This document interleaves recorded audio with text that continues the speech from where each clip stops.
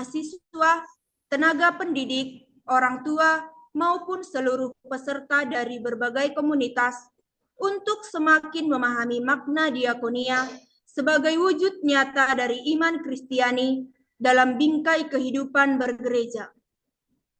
Melalui webinar ini, kita akan bersama-sama mendalami gagasan, dasar teologis, serta perwujudan praktis pelayanan kasih di tengah-tengah umat. Perkenalkan, saya Indah Rohluina Sinaga akan memandu jalannya acara pada sore hari ini. Sebelum memasuki rangkaian acara lebih lanjut, izinkan kami menyampaikan salam hormat. Yang terhormat Bapak Dr. Johannes Sohirimon Lumban Batu MTH, selaku Ketua Sekolah Tinggi Pastoral Santo Bonaventura Keuskupan Agung Medan. Yang kami hormati Ibu Ermina Waruwu MTH MPD, selaku Wakil Ketua 1 dan sekaligus Ketua Program Studi Pendidikan Keagamaan Katolik. Bapak Dr. Din Oloan Sihotang MPD, selaku Wakil Ketua 2. Pastor Tri Chandra Fajaryanto, Lisensia Liturgi, selaku Wakil Ketua 3. Bapak Paulinus Tibo MTH dan Bapak Pelta Ginting MAG sebagai Koordinator Webinar. Selamat datang peserta webinar dari berbagai perguruan tinggi se-Indonesia, alumni, biarawan-biarawati, serta Bapak Ibu sekalian. Hadirin yang kami hormati, sebelum kita memasuki rangkaian kegiatan webinar pada sore hari ini, izinkan saya menyampaikan susunan acara atau rundown kegiatan webinar pastoral umat agar seluruh rangkaian acara dapat kita ikuti dengan baik dan tertib. Yang pertama, pembukaan oleh MC.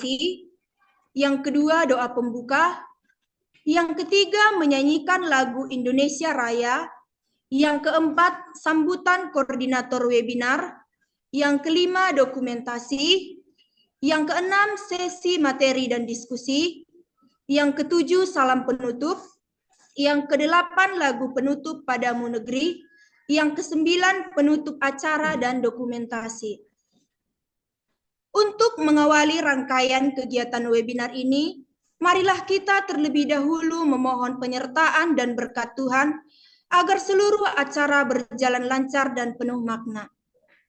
Doa pembuka akan dipimpin oleh Saudari Clara Angelina Tampubolon. Kepada Saudari Clara kami persilahkan. Suster, pastor, Bapak dan Ibu, serta teman-teman sekalian, kita satukan hati kita dengan membuat tanda kemenangan Kristus dalam nama Bapa dan Putra dan Roh Kudus. Amin. Allah Bapa yang Maha Kasih, kami bersyukur kepadamu karena pada hari ini Engkau memperkenankan kami berkumpul dalam webinar pastoral ini. Kami bersyukur atas panggilan pelayanan pastoral yang Engkau percayakan kepada kami. Melalui kegiatan ini, semoga kami semakin diperkaya dalam iman, diteguhkan dalam pengharapan, dan dikuatkan dalam kasih untuk melayani umat-Mu dengan tulus dan setia. Kami mohon ya Bapa, utuslah Roh Kudus-Mu untuk menyertai seluruh rangkaian webinar ini. Terangilah budi dan hati para narasumber, panitia, serta seluruh peserta, agar apa yang kami dengar, renungkan, dan bagikan sungguh menjadi sarana pertumbuhan iman dan kesejahteraan umat. Bimbinglah kami agar mampu menerjemahkan setiap pembelajaran menjadi tindakan nyata dalam pelayanan pastoral, sehingga melalui karya kami, nama-Mu semakin dimuliakan dan kasih-Mu semakin dirasakan oleh banyak orang. Semua doa dan harapan ini kami sampaikan kepadamu dengan pengantaran Kristus Tuhan kami yang hidup dan berkuasa bersama Dikau dalam persekutuan Roh Kudus kini dan sepanjang segala masa. Amin. Dalam nama Bapa dan Putra dan Roh Kudus. Amin. Terima kasih kepada Saudari Clara. Sebelum kita memasuki rangkaian materi utama, sebagai wujud cinta tanah air, marilah kita bersama-sama menunjukkan penghormatan dengan menyanyikan lagu kebangsaan Indonesia Raya.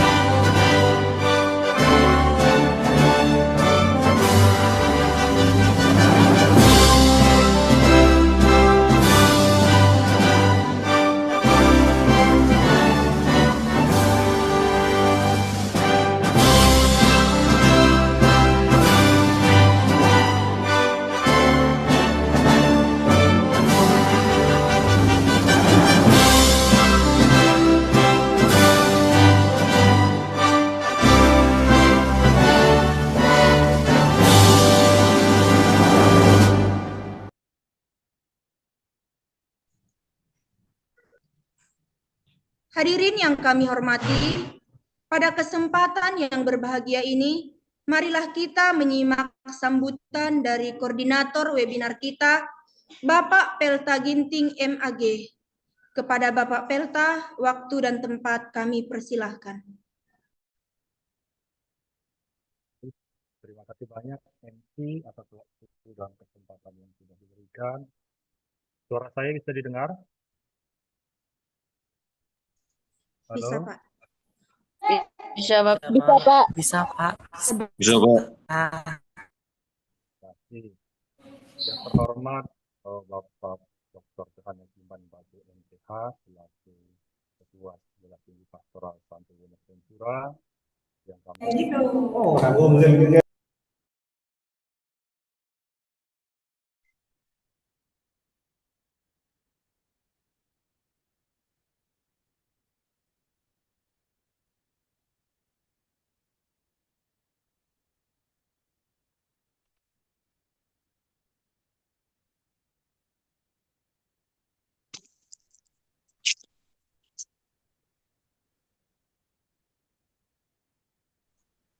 Mohon maaf, Pak, mikrofonnya belum Bapak buka.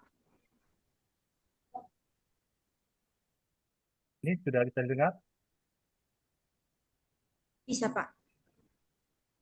Oke, mohon maaf Sudah, Pak. ada kesalahan teknis ya. Saya ulangi ya. Yang terhormat Bapak Johannes Iman Batu MPH selaku Ketua Sekolah Tinggi Pastoral Santo Bonaventura. Yang terhormat Bapak Ibu Fungsionaris yang sama-sama kita hormati, Bapak Pengelunit Ibu MPH selaku koordinator dan sekaligus pengampu mata kuliah Pastoral Umat, dan juga yang kami banggakan semua, para panitia dan juga para peserta webinar pada sore hari ini. Selamat sore untuk kita semua. Sore, Pak. Hari ini kita sebenarnya bukan hanya hadir pada sebuah webinar, tetapi Sore, kita Pak. juga akan menyaksikan dan kita menjadi bagian dari sebuah proses pembelajaran yang hidup dan aplikatif. Saya sangat menghargai segala usaha dan kerja keras para mahasiswa dalam mengadakan webinar pada hari ini. Tema kita seperti yang tadi sudah disampaikan oleh MC, yaitu diakonia sebagai wujud kasih Kristiani dalam hidup gereja. Ini merupakan jiwa dari ilmu pastoral yang kita gali bersama. Dan hari ini kita mencoba mengaplikasikannya dalam bentuk webinar. Artinya apa yang sudah kita pelajari selama ini bukan hanya sebatas teori, tetapi juga sebagai aksi dan refleksi kita sebagai para mahasiswa. Kami sebagai pengampu mata kuliah Pastoral Umat dan sekaligus sebagai koordinator pada webinar ini sangat bangga karena esensi dari mata kuliah ini pertama-tama adalah untuk mempersiapkan calon-calon pelayan gereja di masa depan. Dan hari ini kita dapat melihat bahwa para mahasiswa sudah mulai mencoba untuk melayani, meskipun belum lulus, tetapi juga langsung mempraktikkan dan merefleksikannya. Kalian sebagai mahasiswa, para panitia, secara tidak langsung juga telah mengimplementasikan koinonia atau persekutuan dalam kegiatan ini karena ada kerjasama, ada pertemuan. Kemudian sebagai narasumber, mahasiswa mencoba untuk mengimplementasikan bidang diakonia atau pelayan dengan memberikan atau berbagi pengetahuan, dan juga secara tidak langsung ada bidang krisma di dalamnya, itu pewartaan, yaitu menyampaikan inspirasi atau ada sesi sharing juga nanti dari para peserta. Inilah pastoral umat dalam aksi nyata. Artinya kita tidak hanya belajar di ruang kuliah, tetapi kita juga mempersiapkan ini dengan matang dan kemudian diwujudkan dan dibagikan kepada mereka yang ada di luar sana, atau kita tidak hanya sebatas berada di kampus, tetapi juga memberikannya kepada halayak umum. Ini bukan sekedar tugas kuliah, ini adalah wujud nyata dari sebuah pelayanan sendiri. Kami harap kepada seluruh peserta pada webinar ini, kami menyampaikan bahwa acara ini atau webinar ini menjadi wadah atau sarana belajar untuk kita semua.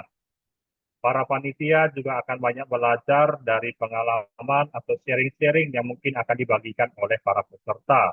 Jadi kami mohon eh, kesediaan dari para peserta untuk memberikan sharing juga nanti pada saatnya. Oleh karena itu, mari kita jadikan ruang webinar ini menjadi ruang dialog yang setara, penuh semangat kebersamaan, dan saling membangun. Akhir kata, saya mengatakan selamat berdiskusi, selamat berbagi, dan semangat dalam pelayanan. Terima kasih, Tuhan memberkati kita. Saya kembalikan kepada MC. Terima kasih kepada Bapak atas arahan dan sambutan yang telah disampaikan.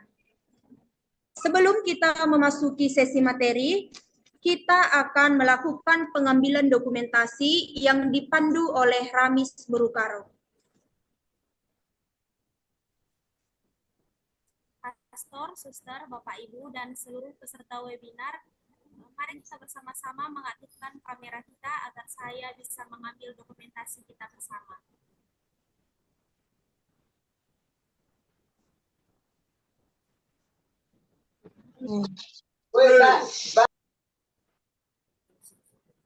Sekali lagi kami ingatkan untuk seluruh peserta webinar agar mengaktifkan kamera kita bersama agar kita dapat mengambil dokumentasi.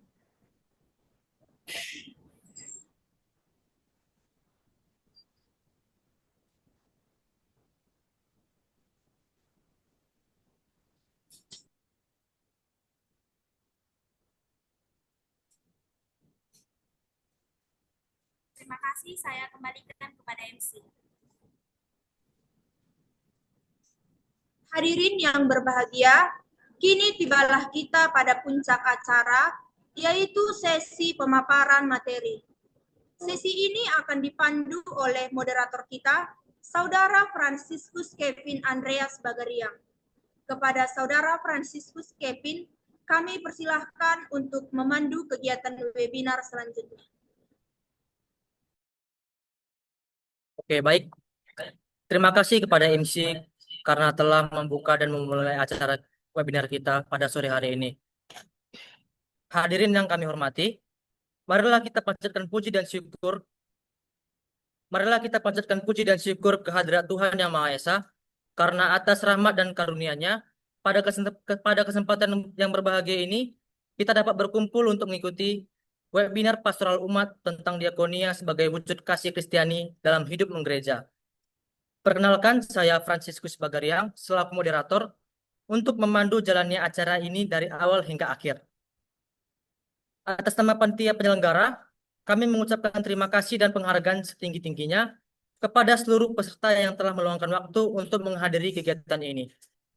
Besar harapan kami agar acara ini dapat berlangsung dengan tertib, lancar, dan memberikan manfaat yang sebesar-besarnya bagi kita semua. Sesuai dengan susunan acara yang telah ditetapkan, selanjutnya kita akan memasuki acara inti, yaitu penyampaian materi. Untuk materi pertama, dengan tema pengertian diakonia sampai reksa pastoral dan gagasan akar teologis diakonia sebagai identitas gereja yang akan dibawakan oleh Suster Margaret Ndruru. Lalu, dilanjut dengan materi kedua, dengan tema implikasi pastoral ke dalam pola pikir dan struktur pastoral yang akan dibawakan oleh Saudara Bima Salomo Silai. Baiklah, tanpa berlama-lama lagi, kepada Suster Margaret Ndruru, dengan hormat kami persilakan untuk menyampaikan materi, waktu dan kesempatan kami persilakan.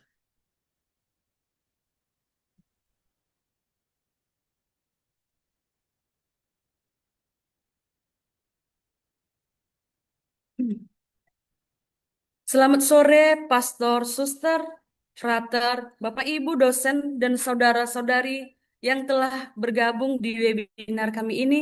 Terima kasih sudah bergabung bersama kami. Terima kasih juga kepada moderator yang telah memberikan kesempatan kepada saya untuk menyampaikan materi webinar ini. Nah, adapun tema besar webinar ini adalah diakonia sebagai wujud kasih Kristiani dalam kehidupan menggereja. Nah, tanpa berlama-lama, mari kita memulai pembahasan kita yang pertama. Pengertian diakonia. Apa itu diakonia? Diakonia berarti pelayanan atau pemberian bantuan yang berakar dari kata Ibrani, ezer, atau penolong, dan kata Yunani, diakonos, atau pelayan. Nah, dalam gereja mula-mula, jabatan diakon muncul sebagai pelayan kebutuhan jemaat. Bisa kita lihat dari Kisah Para Rasul, bab 6, ayat 1-7. Terutama untuk memastikan keadilan dan dukungan bagi mereka yang lemah. Nah, pada hakikatnya, diakonia adalah tindakan kehambaan yang dilakukan demi kepentingan orang banyak.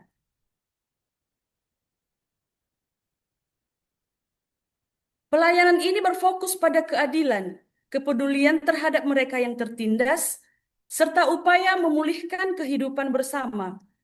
Gereja melaksanakan diakonia sebagai respon terhadap anugerah Tuhan dengan kerelaan, ketakwaan, dan kasih yang tulus.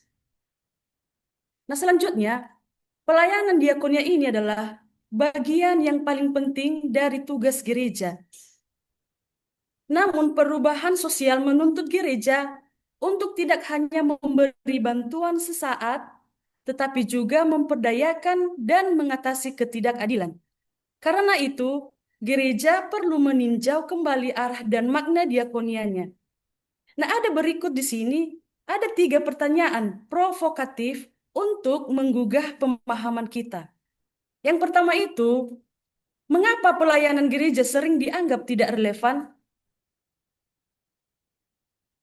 Karena gereja masih banyak bergerak pada bantuan sesaat, sehingga tidak menyentuh akar persoalan seperti kemiskinan struktural atau ketidakadilan.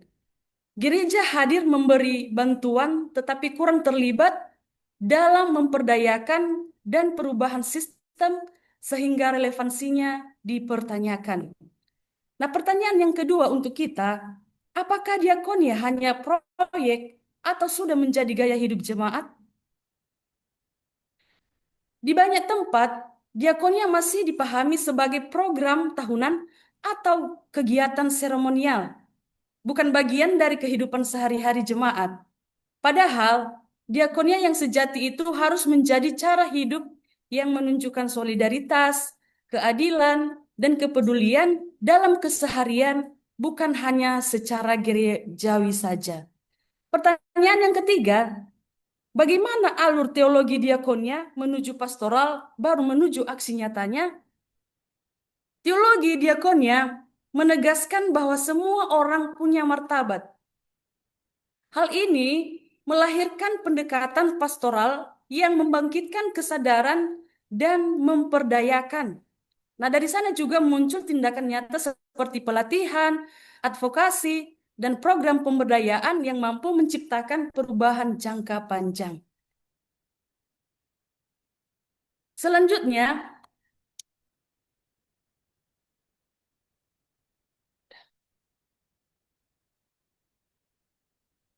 karena itu gereja harus hadir. Masuk kita ke materi selanjutnya, reksa pastoral dalam bidang diakonia. Nah, reksa pastoral diakonia itu menegaskan bahwa pelayanan kasih merupakan identitas gereja. Karena itu, gereja harus hadir secara nyata, peduli, dan memperdayakan umat.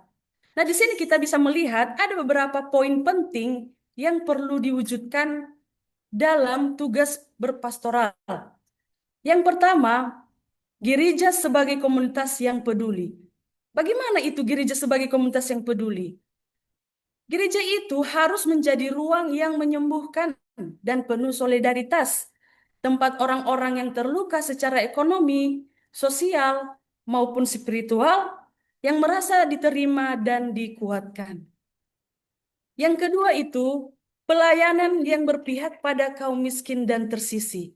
Nah, ini juga mengajak gereja dipanggil keluar dari zona nyaman untuk hadir bagi mereka yang rentan, bukan sekedar memberi bantuan, tetapi memulihkan martabat mereka.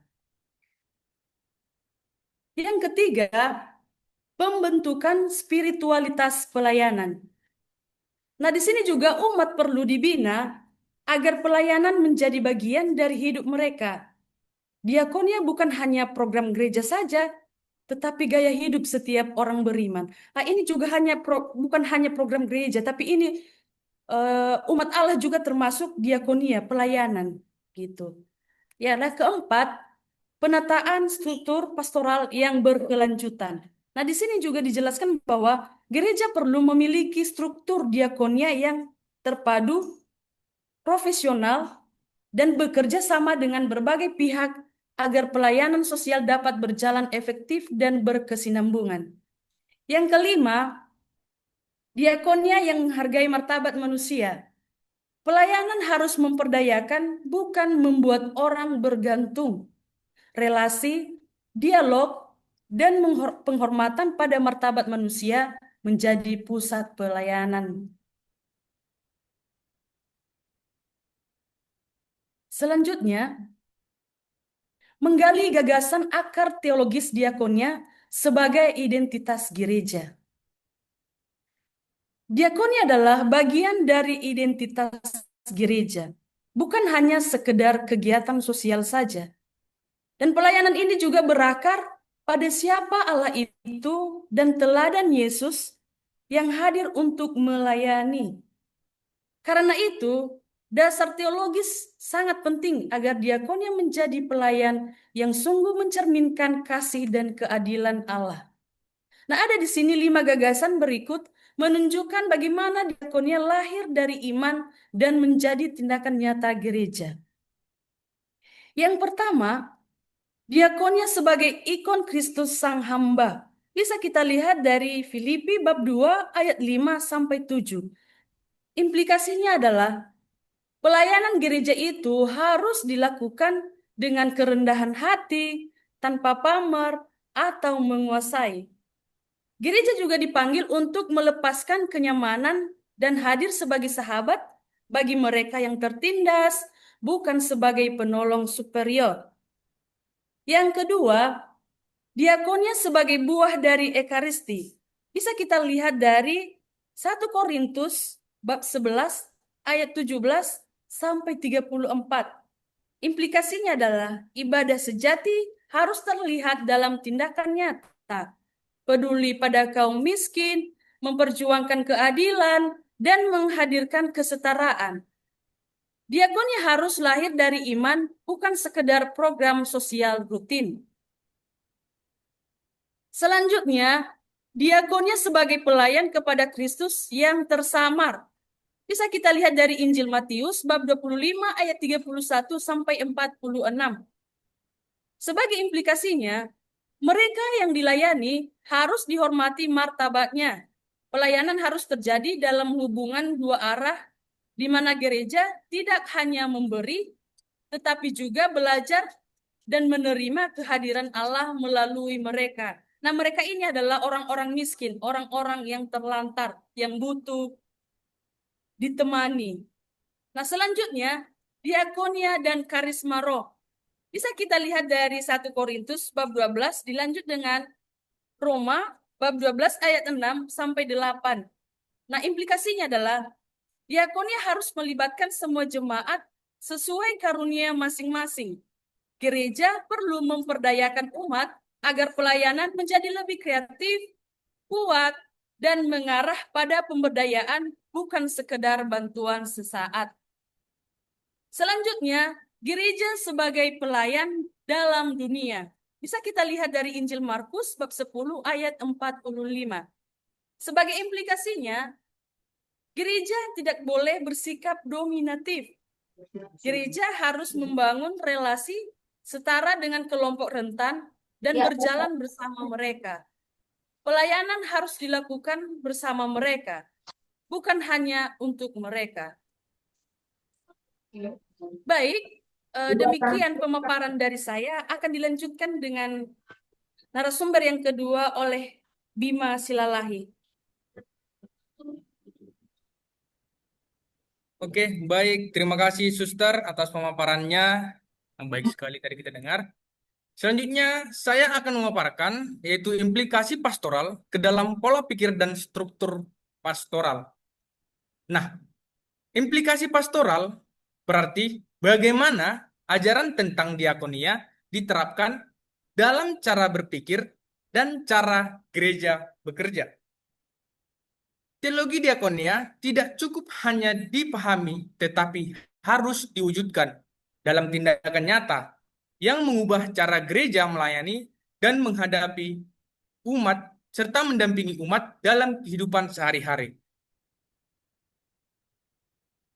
Implikasinya adalah yang pertama dari amal ke transformasi sosial. Pelayanan gereja tidak cukup hanya memberi bantuan seperti sembako atau santunan. Perlu diingat, itu memang penting, tetapi tidak menyelesaikan akar masalahnya. Gereja perlu membantu masyarakat keluar dari kemiskinan secara mandiri, bukan secara bergantung. Nah, ada hal yang dapat diambil atau diimplikasikan dari amal ke transformasi sosial ini. Yang pertama itu, gereja diharapkan dapat mengadakan pelatihan keterampilan seperti menjahit, memasak, berlatih komputer, dan lain-lain. Yang kedua, membantu usaha kecil atau membuat sebuah koperasi untuk jemaat. Yang selanjutnya, mengadakan pendampingan ekonomi keluarga, melakukan pendidikan sosial lewat seminar dan PA tematik. Lalu, dari proyek pusat ke komunitas basis. Nah, pelayanan tidak boleh hanya dilakukan oleh kantor pusat gereja. Harus turun ke lingkungan kecil agar lebih tepat sasaran. Nah, untuk implementasi ini penerapannya tidak jauh berbeda. Yang pertama itu membentuk tim diakonia lingkungan atau stasi, mempertemukan rutin di komunitas basis untuk mendata kebutuhan warga, pelatihan lokal agar warga mampu menjalankan program sendiri, lalu gereja pusat menjadi pendamping, bukan pengendali. Dari melayani yang miskin ke melayani yang bersama yang miskin, mereka yang butuh bantuan bukan objek, tetapi partner. Gereja tidak membuat keputusan sendiri, melainkan bersama komunitas yang dilayani. Pengimplementasiannya adalah mengajak kelompok rentan ikut merencanakan program, diskusi dialogis untuk mendengar kebutuhan mereka, program kerja yang dilakukan bersama, bukan hanya oleh gereja. Lalu keputusan diambil secara musyawarah, bukan secara sepihak. Diakonia holistik atau memuliakan relasi. Pelayanan harus menyentuh seluruh aspek hidup, baik spiritual, ekonomi, emosional keluarga, dan lingkungan. Kemiskinan bukan hanya soal uang, tetapi juga tentang relasi dan kesehatan hidup. Program lingkungan hidup, tanam pohon, bank sampah, edukasi ekologi adalah bagian implementasi, serta pelayanan konseling dan kelompok pendampingan mental, bimbingan keluarga untuk relasi yang sehat, serta pos kesehatan jemaat, edukasi kesehatan, dan pemeriksaan gratis. Yang terakhir, spiritualitas diakonia yang tangguh, pelayan sering lelah atau jenuh. Mereka butuh fondasi spiritual agar kuat, setia, dan tetap berbelas kasih dalam tugas. Harapannya, kita dapat memberikan mereka waktu retret atau reklosi pelayanan diakonia, memberikan pembinaan rohani rutin seperti sharing iman, pendampingan, baik itu berkumpul di gereja, dan lain-lain. lalu pertemuan refleksi bulanan untuk evaluasi diri dan pelayanan mereka. Lalu terakhir, mengingatkan pelayanan agar menjaga keseimbangan kerja sampai mereka istirahat. Nah, hal-hal seperti itu bisa menumbuhkan rasa pelayanan diakonia mereka. Baik, Bapak Ibu, suster, pastor, dan teman-teman sekalian, hanya itu saja materi yang bisa kami sampaikan atau paparkan dalam webinar kali ini. Untuk selanjutnya kami serahkan kepada moderator untuk membimbing kita ke acara selanjutnya. Baik, terima kasih.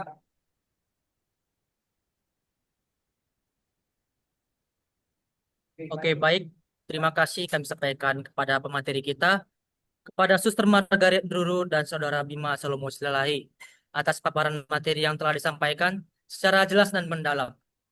Selanjutnya kita akan memasuki sesi tanya jawab dan sharing seputar diakonia dan pelayanan. Sesi ini kami buka bagi peserta yang berkenan mengajukan pertanyaan yang relevan dengan materi yang telah disampaikan. Demi ketertiban dan efektivitas waktu, kami mohon kepada para penanya untuk menyebutkan nama serta asal daerah atau paroki, kemudian menyampaikan pertanyaan secara singkat, padat, dan jelas. Baiklah, kami persilakan kepada suster, bapak atau ibu, serta saudara-saudari yang ingin mengajukan pertanyaan, kami persilahkan.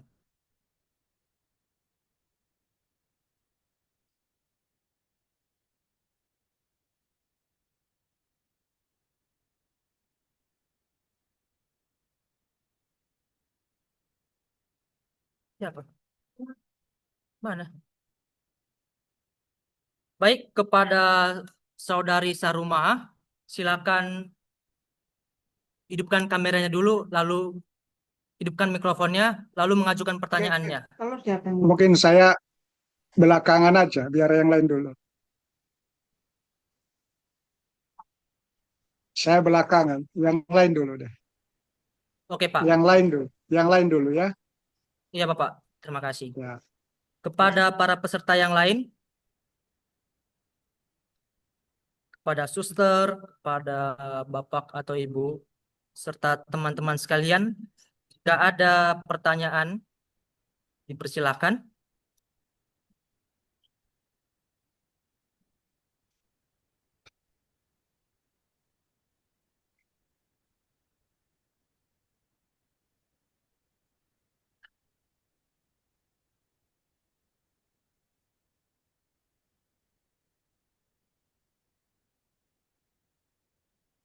Kenapa tidak ada yang bertanya? Kalau tidak ada, mari saya coba Saya coba ganggu dulu ya. Boleh ya, saya ganggu kalau begitu. Kalau belum Iya, ada Pak. ya. Iya, Pak. Silakan. Yang pertama dulu, saya berterima kasih kepada STP mengadakan webinar ini ya,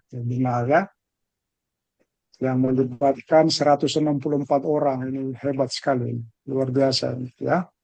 Itu satu kemajuan yang patut diberikan apresiasi. Yang kedua,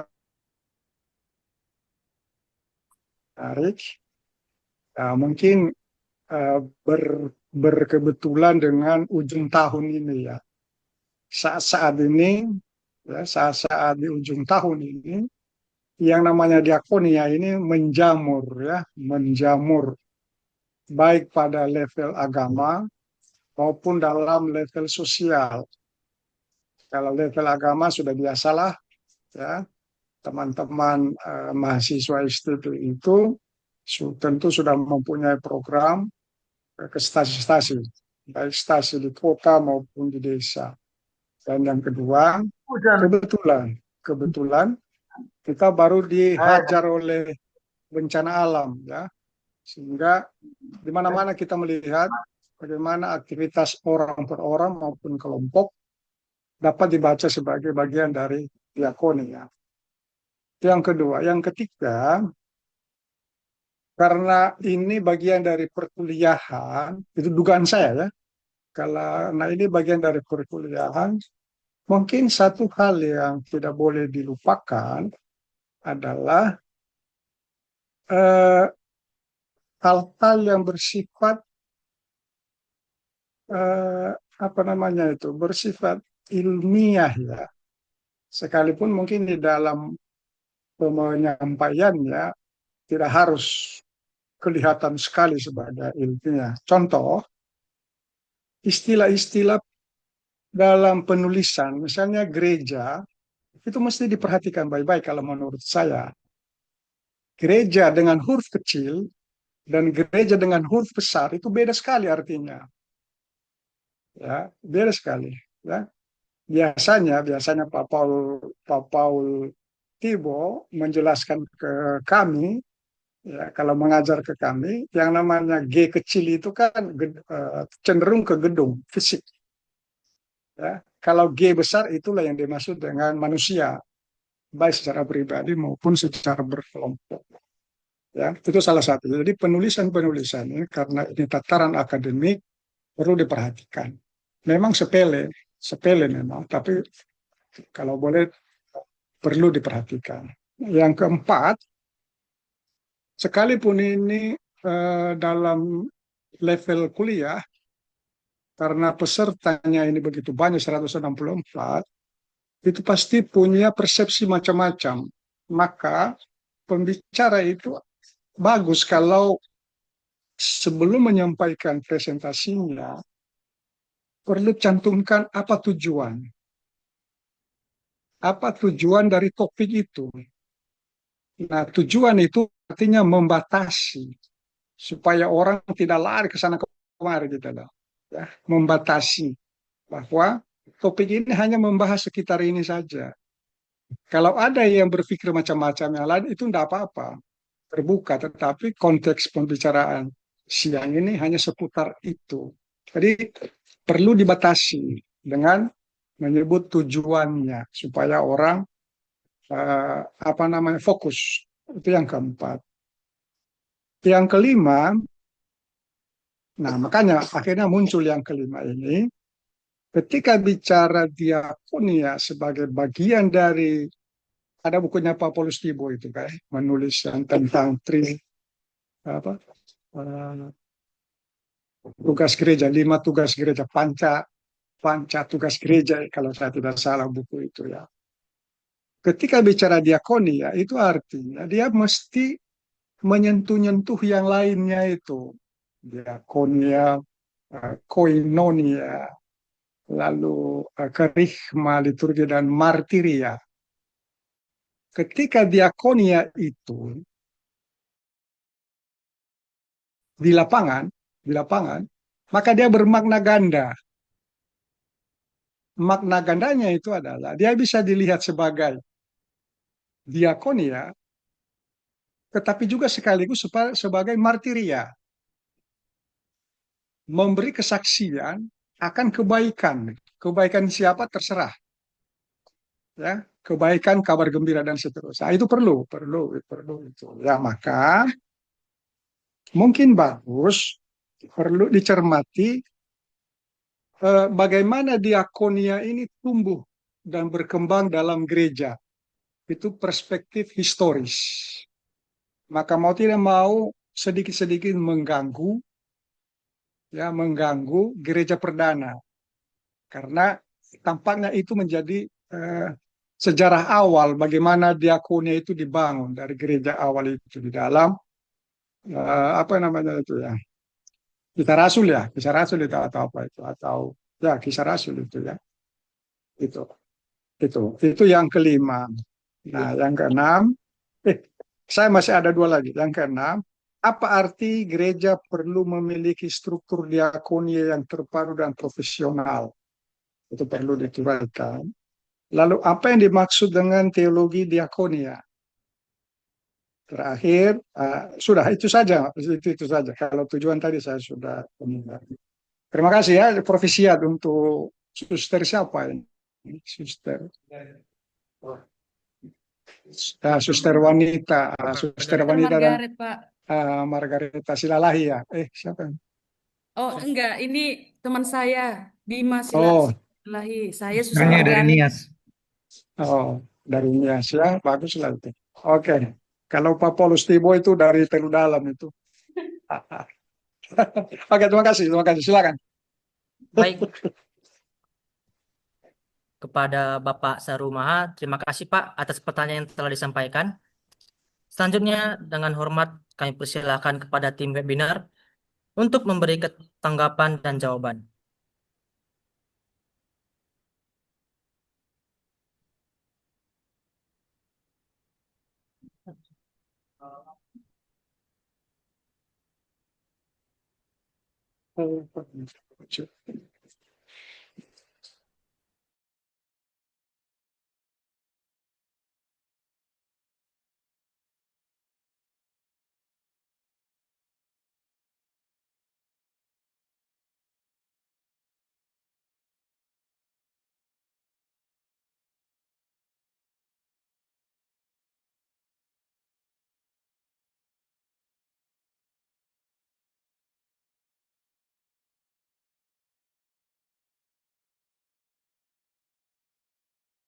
Mohon maaf, Bapak, bisa diulangi lagi pertanyaannya?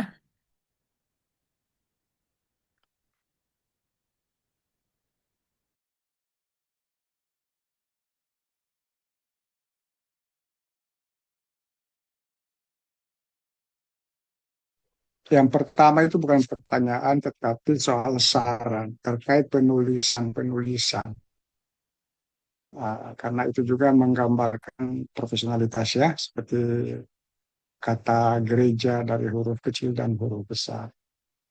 Yang kedua, karena diakonia itu tidak berdiri sendiri, maka perlu disinggung aspek historisnya itu ya, dari perspektif sejarah ya, historis.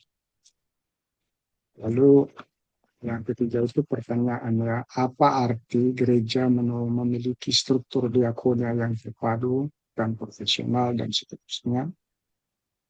Lalu apa yang dimaksud dengan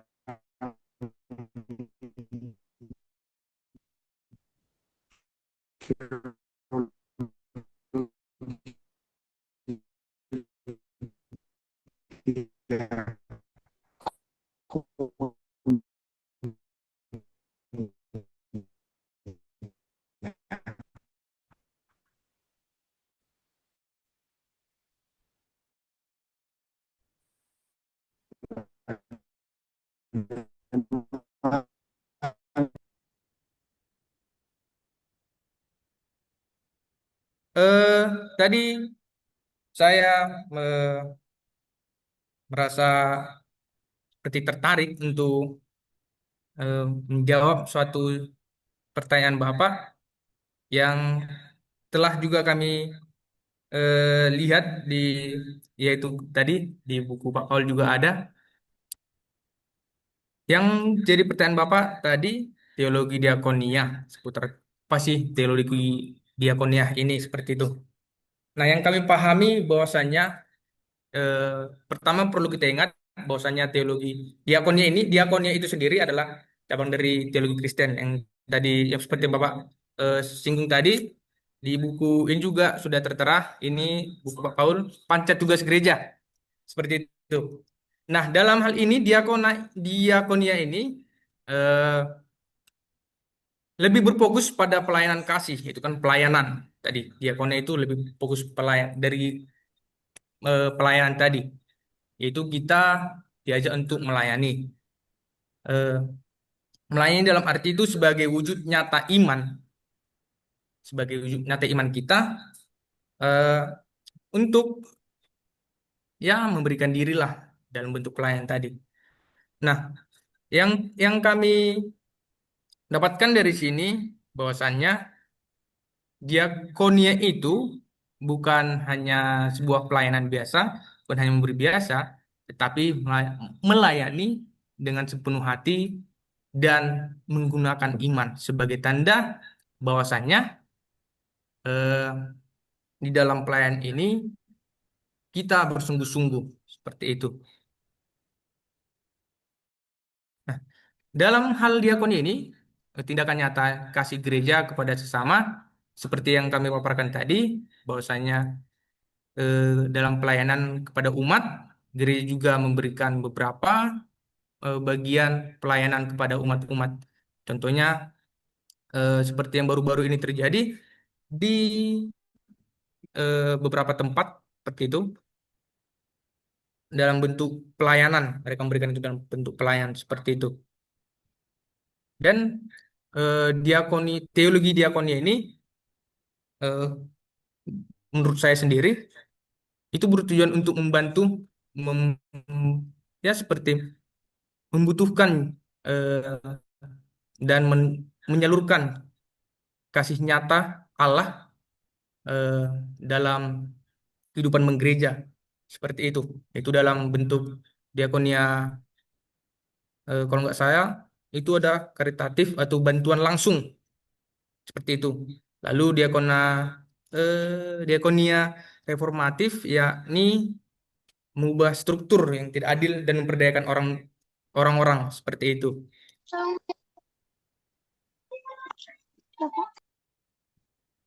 Ya, kenapa tadi?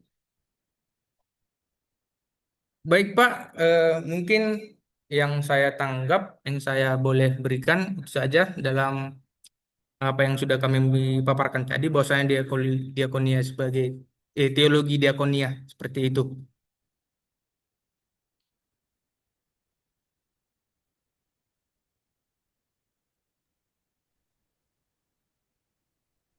Eh, Karena sendiri kamu yang Korea yang respon, suster enggak? Kan sama-sama itu kita.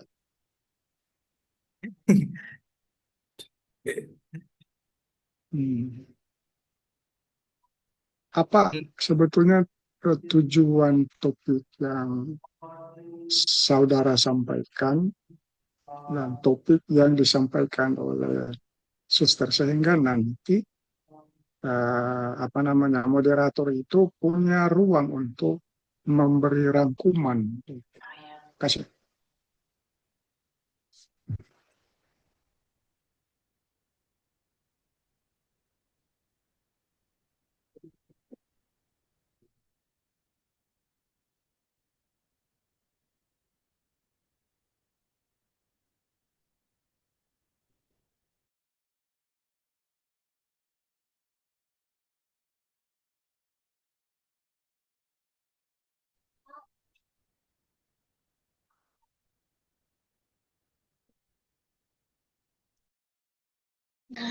Boleh bertanya? Boleh suster, tapi setelah pertanyaannya suster. Oke.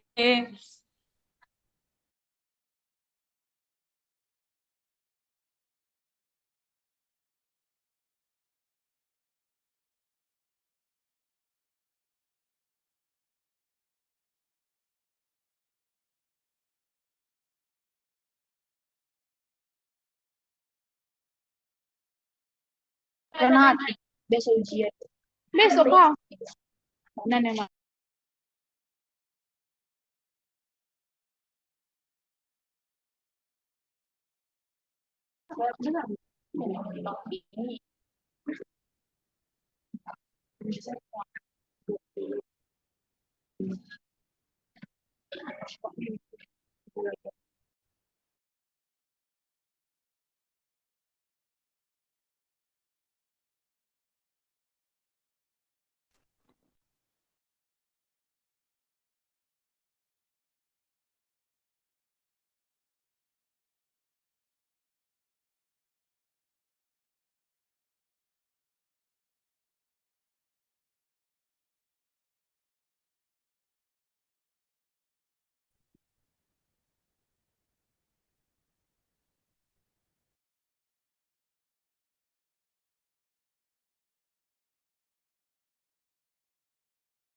Mungkin boleh ditambahi dari suster sedikit, seperti yang Bapak sampaikan tadi. Baik, Terima kasih Pak atas masukan untuk kami. Dan ini juga terima kasih juga atas pertanyaannya. Nah, apa sih dasar teologi pelayanan diakonia itu? Nah, saya bisa menambahkan yang seperti yang dibilang Saudara Bima tadi, bahwa dasar teologi pelayanan diakonia itu bisa kita lihat dari Perjanjian Lama bahwa dipahami sebagai tindakan pemeliharaan Allah atas umatnya. Dan itu juga menunjukkan kasihnya atas orang-orang yang tidak berdaya, seperti orang asing yang ada di negeri Israel atau anak yatim, dan juga para janda-janda. Nah, yang nyata yang kita lihat dari pengalaman kita setiap harinya, yang perlu kita bantu itu adalah orang-orang yang sangat berkekurangan, orang-orang yang miskin, yang terlantar. Itulah tugas kita sebagai diakonia itu untuk melayani. Namanya aja diakonia, pelayanan. Melayani orang-orang kecil dan hadir bersama mereka. Tadi sudah kami jelaskan bahwa sebagai diakonia itu bukan hanya perkataan sesaat gitu, tapi harus langsung terjun di lapangan begitu untuk melayani mereka. Nah, pada saat-saat ini kita tahu bahwa banyak terjadi bencana di Sumatera ini, bukan hanya di Sumatera, mungkin ada di berbagai tempat. Nah, di sini juga ada beberapa pengalaman atau yang saya lihat sendiri, ada banyak yang termasuk umat kita atau Katolik terjun langsung untuk membantu orang-orang yang mengalami bencana tersebut. Itu juga suatu pelayanan Nah, makanya mereka bisa terjun langsung, memberikan diri, melayani langsung di lapangan begitu, Pak. Itulah pengalaman yang kita lihat sekarang. Ya, bukan hanya kami saja yang melihat, kita juga semua melihat itu. Itu tadi Jadi, bagaimana, Pak? dasarnya tadi apa? Dasarnya itu, Pak, berasal dari ini. Bisa kita lihat dari Perjanjian Lama atau Kitab Suci. Itulah dasarnya. Iya. Itu Dasarnya itu dari Kitab Suci. dasar teologinya itu ya. Beda Iya, dengan Pak. dasar biblis ya. Nah, kalian cermati, itu jangan dicampur aduk. Ya, itu Iya. dasar biblis. Oh, iya, Ya. Pak. Kalau dasar teologinya bisa ambil dari Gaudium et Spes, Oh iya, dari De iya, Verbum, Pak. dan lain sebagainya. Oke, Bos, makasih. Oke, makasih ya, Pak.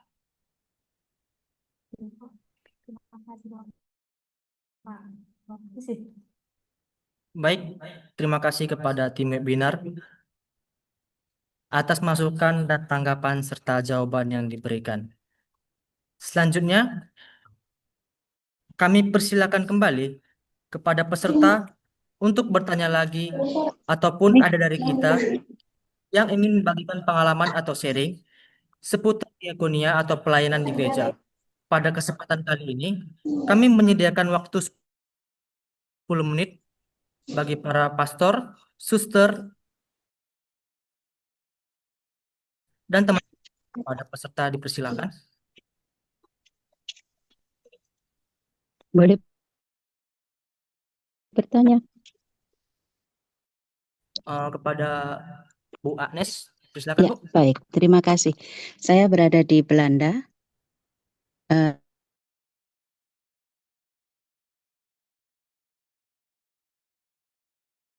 Malang. Bisa terdengar? Bisa, Ya. Bu. Terima kasih saya bisa berkesempatan ikut dalam webinar Anda.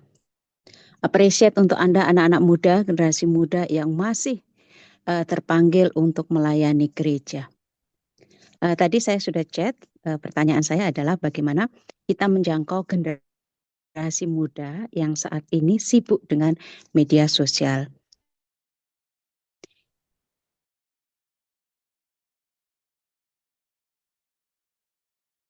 Tapi untuk 10 tahun ke depan kita akan kehilangan generasi-generasi muda yang dekat dengan gereja.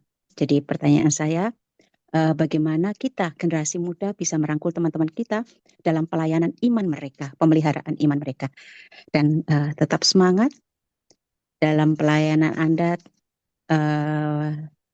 kuliah yang baik sehingga Anda tetap menjadi akar-akar gereja tunas-tunas yang akan Tuhan berkati untuk masa depan gereja dan bangsa Indonesia. Terima kasih. Baik, Bu. Terima kasih atas semangat yang Ibu berikan kepada kami. Selanjutnya, dengan hormat, kami persilahkan kepada tim webinar untuk memberi tanggapan dan jawaban.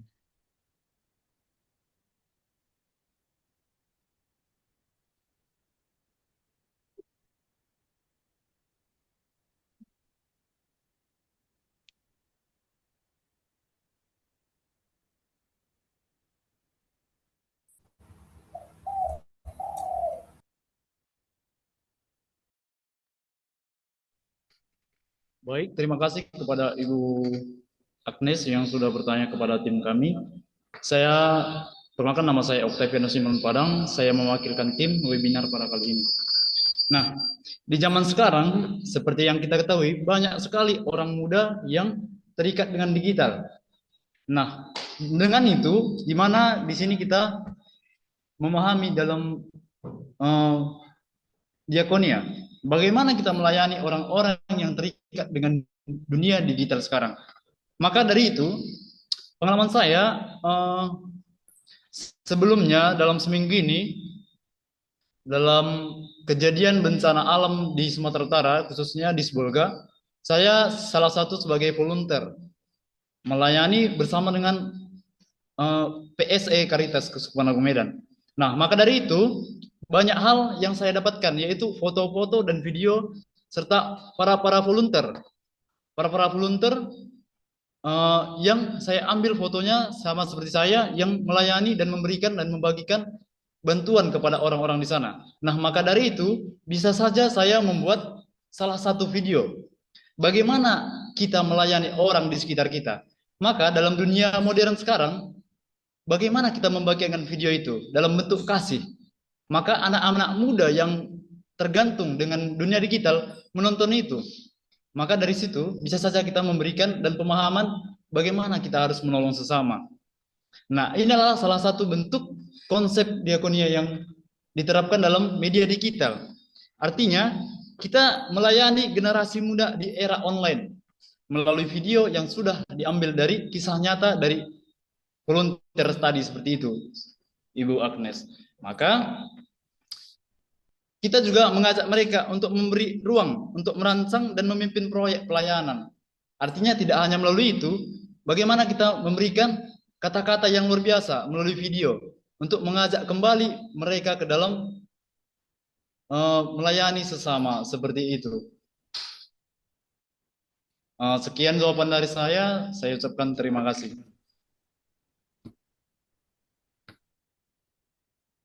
Baik, terima kasih kepada tim webinar atas masukan dan tanggapan serta jawaban yang diberikan. Terima kasih. Iya, Bu, sama-sama, Bu. Mungkin tadi ada Suster Teresia Tambah yang ingin bertanya. Bagaimana, Suster?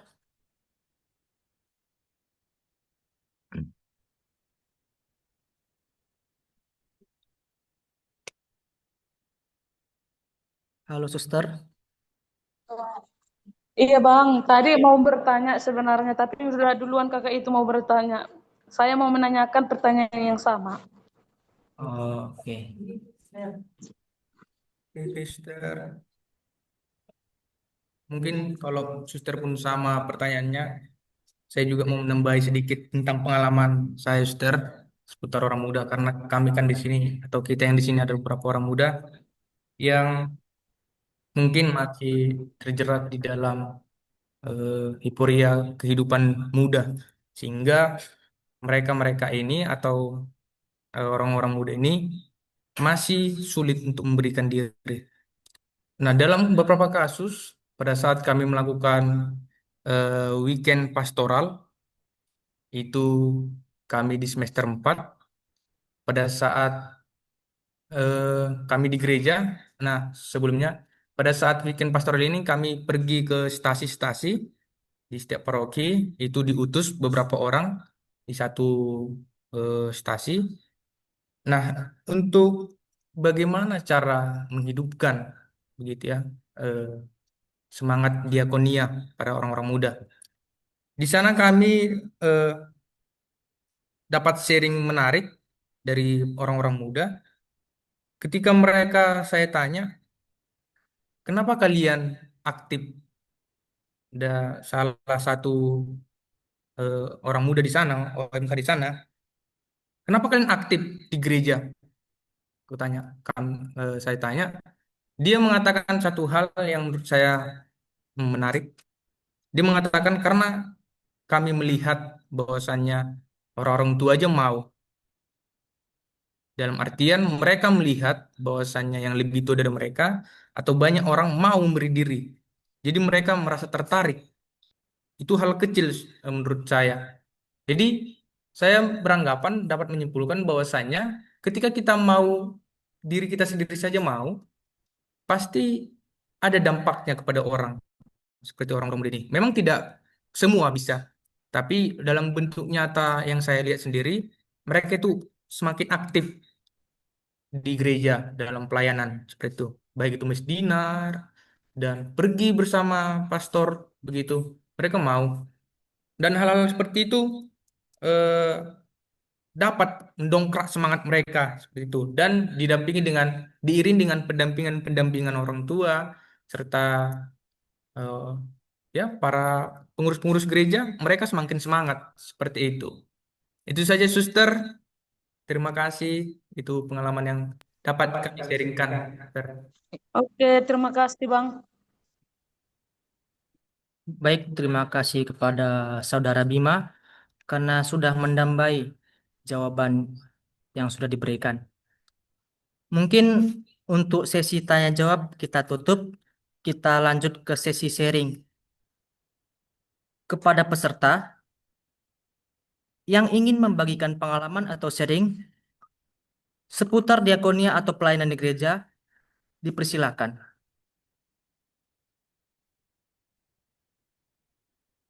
Kepada suster, bapak atau ibu, ataupun teman-teman sekalian yang mempunyai pengalaman seputar diakonia atau pelayanan di gereja, boleh diseringkan di sini.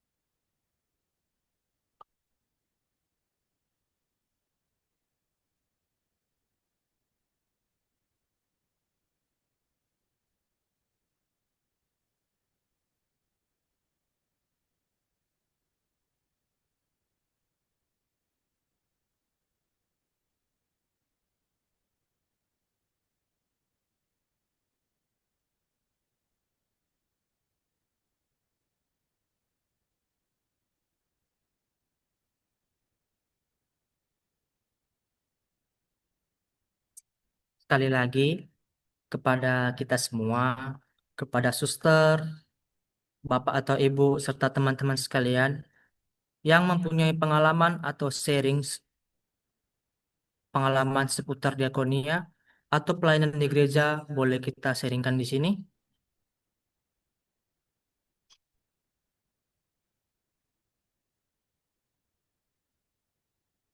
Yang ingin membagikan pengalaman seputar diakonia atau pelayanan.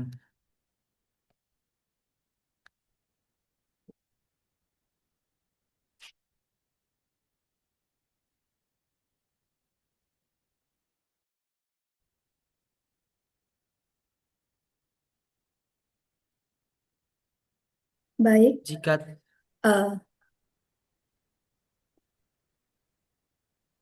Mana? apa suara saya terdengar? Baik, kepada Suster Yasinta. Ya, perkenalkan saya Suster Yasinta SMCJ. Sekarang saya berstatus mahasiswa di Sekolah Tinggi Atma Reksa Pastoral ND.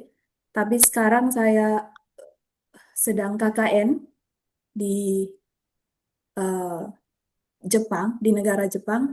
Saya mau men-sharingkan sedikit tentang pelayanan saya di paroki Fujisawa di Jepang. Mungkin di Jepang ini sangat berbeda pastoralnya dengan di Indonesia. Karena kebanyakan di Indonesia, apalagi di kota saya, di Flores, itu mayoritasnya orang Katolik, dan pembinaan iman di Indonesia itu kita dapat juga di sekolah. Misalnya dari SD, SMP, SMA itu kan ada pelajaran agama. Nah, kita bisa peroleh dari situ. Tapi kalau di Jepang, pembinaan iman itu hanya benar-benar di dalam gereja. Jadi untuk saat ini saya melayani di gereja untuk anak-anak, remaja, orang muda saya belum melayani. Dan di sana saya menemukan suatu kesulitan di mana bagaimana caranya menjelaskan tentang iman Katolik kepada anak-anak di Jepang, sedangkan mereka tumbuh dan berkembang di tengah keluarga yang bukan asli Katolik. Jadi itu menjadi satu tantangan untuk saya, dan ketika materi webinar hari ini saya membaca materinya tentang iman sebagai dasar pelayanan.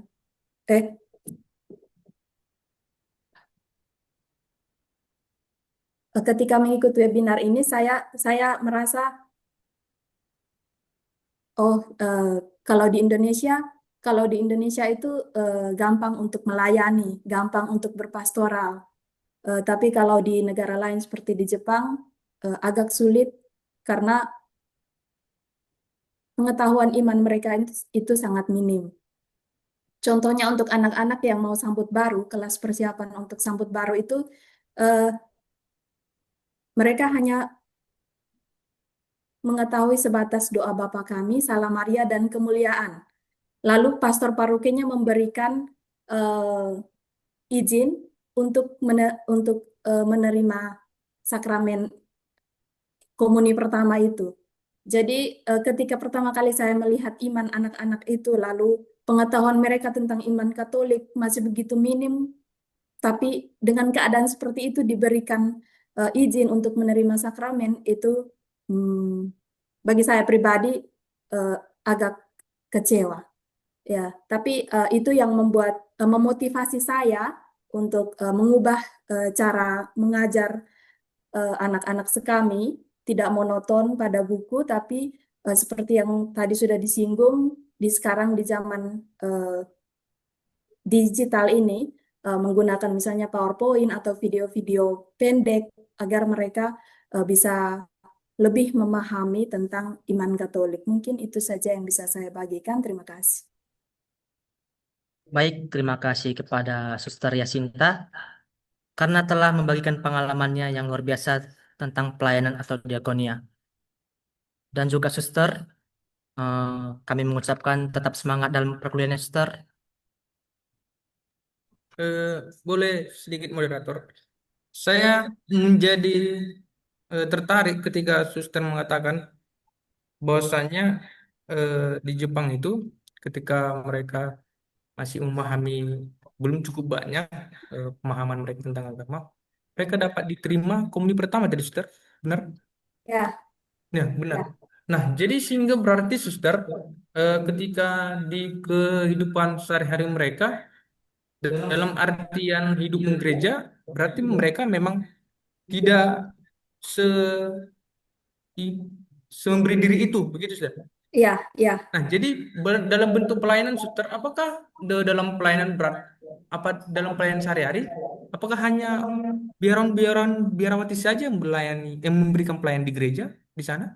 Ada juga umat awam yang memberikan pelayanan, tapi itulah umat awam pun mereka menerima masuk agama Katolik itu waktu mereka sudah dewasa, dan mungkin jangka waktu waktu belajar mereka itu entah materinya siapa yang memberikan, saya belum tahu jelas, tapi umat awam juga ikut melayani, hanya mereka itulah pengetahuan mereka itu sangat minim. Jadi dasar-dasarnya juga itu belum kuat seperti itu. Tapi karena tidak ada volunteer di dalam gereja, tidak ada umat yang mau melayani, jadi mereka menjadi volunteer seperti itu. Oh, baik, Suster, baik, Suster. Terima kasih, Suster. Oh, berarti ketika melayani pun memang sebenarnya umat awam ini ada. Nah, Ya, tapi itu mungkin range umurnya udah uh, mereka yang udah em, berumur ya, Suster ya? Tuh, berumur ya ya? paling muda 50 tahun. Eh, 50 tahun paling muda. Ya, Oh, berarti memang benar-benar yang seperti Suster sampaikan tadi, memang untuk ya, iman mereka yang masih muda tadi, ya, mereka cukup kurang ya, Suster, ya, memang ya. benar. Oh ya, Suster. Baik, terima kasih, Suster. Ini pelajaran besar untuk kami, Suster. Ya, Terima kasih atas sharingnya, Suster, karena sama-sama. Suster mau memberikan. Kami juga tadi cukup terkejut di sini, siksa shock benar apa yang Suster sampaikan. Dan mungkin nanti ke depannya kami akan mempelajari itu lagi, Suster, memperdalam bagaimana cara mengajak orang-orang muda seperti yang ditanyakan tadi oleh Ibu Agnes dan Suster. Juga kami akan mempelajari lebih dalam, Suster. Sekali lagi terima kasih banyak, Suster, atas sharingnya. Saya bisa sedikit nimbrung ya, boleh ya? Boleh, Pak. Nah, jadi informasi yang disampaikan Suster Yasinta ini mungkin bagus. Suster semester berapa sekarang di STEP di Atmareksa? Eh, sekarang semester 7, Pak. 7 ya. Ada rencana kembali kan? Tahun depan selesai KKN Hmm. kembali, Pak. KKN setahun ya? Iya, Pak. Oh, bagus itu. Jadi maksud saya itu satu tanda petik keberuntungan, ya, keberuntungan akademik. Jadi selama 1 tahun itu mungkin suster bisa memahami lebih jauh ya bagaimana relasi antara agama Jepang yang berbasis pada Shinto dengan agama Katolik. Seperti apa itu sebetulnya? Iya, ya. Karena Shinto itu melekat pada budaya, sedangkan agama Katolik kelihatannya tidak. Agama Katolik itu adalah eh, apa namanya istilahnya itu import. Kalau agama alamiahnya itu Shinto dan beberapa sekte-sekte yang lain. Itu perlu mungkin bagus kalau dalami dengan baik dan pulang-pulang itu bisa jadi skripsi. Bagus itu. Ya, ya. Terima kasih masukannya, Pak. Terima kasih. Dan sama aja kalau kita di Sumatera, di Bonaventura atau di Pende, agama dan budaya itu masih selalu, kalau mau disebut, seolah-olah saling bertukar peran ya. Apa agama asli orang Karo, agama asli orang Batak, agama asli orang Inde, seringkali masih menghinggapi sejumlah warga, sejumlah umat. Makanya kan Kadin Espes masih menyebut istilah iman tradisional ya. Masih kalau tidak salah itu di artikel 2 atau 4.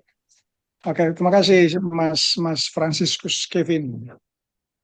Kamu kayak bintang film saja ya, Kevin. Baik, Pak. Kevin Terima Costner. kasih atas masukan Bapak.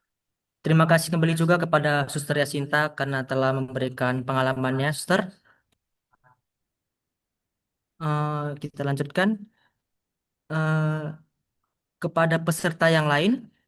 Jika memiliki pengalaman seputar diakonia atau pelayanan, boleh diseringkan bersama di sini.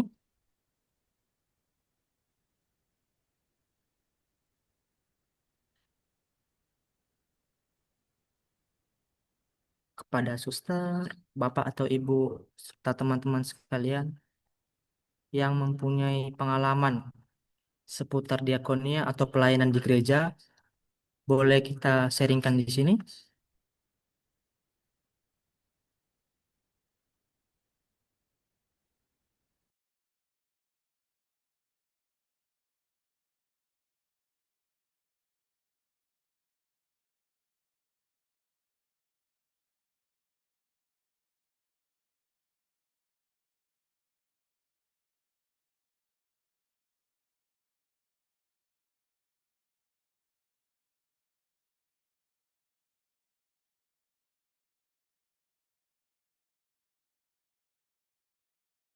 Atau mungkin kepada Bapak atau Ibu dosen yang ingin memberikan pengalamannya, dipersilakan Pak.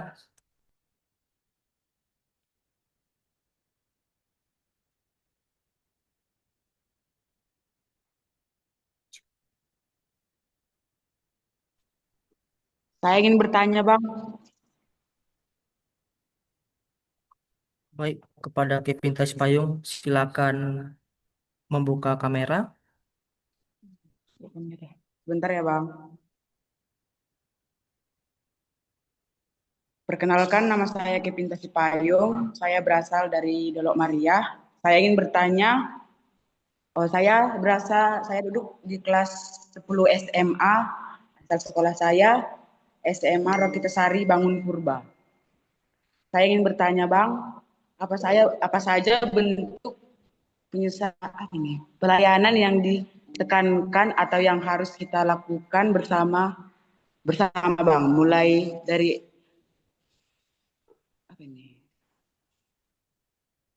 Mohon kepada Wari Kevin bisa diulangi pertanyaan dengan jelas dan pelan.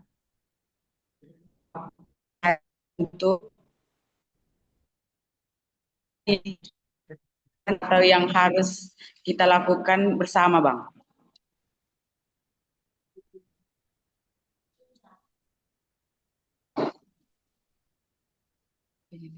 Mungkin jaringan Kevin lagi buruk, bisa diulangi atau di chat saja pertanyaannya di ruang chat.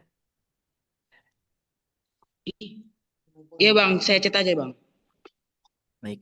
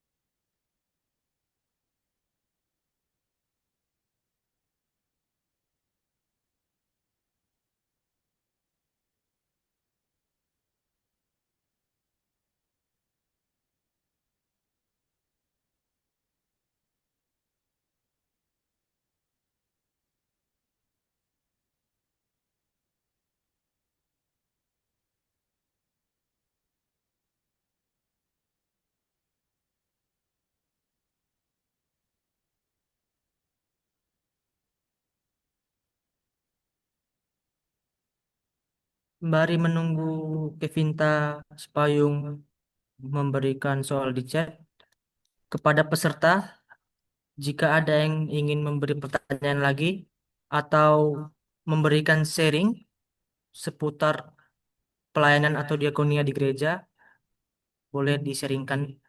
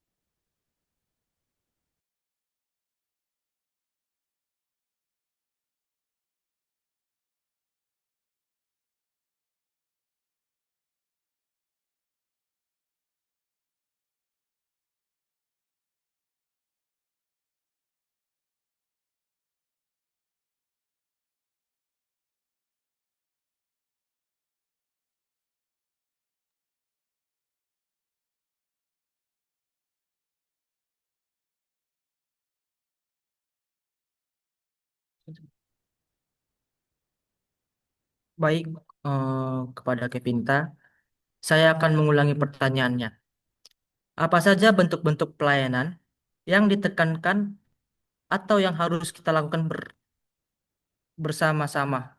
Apakah itu pertanyaannya?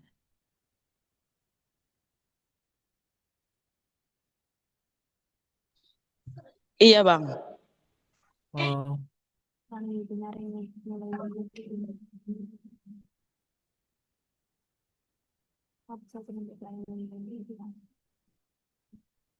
baik, terima kasih kepada Saudara Kevinta.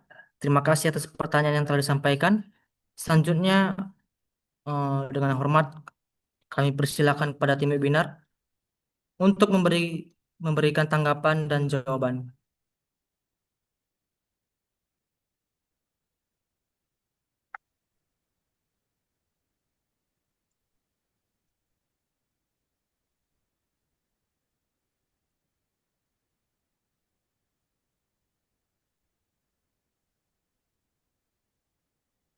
Karena di ini mas bacakan.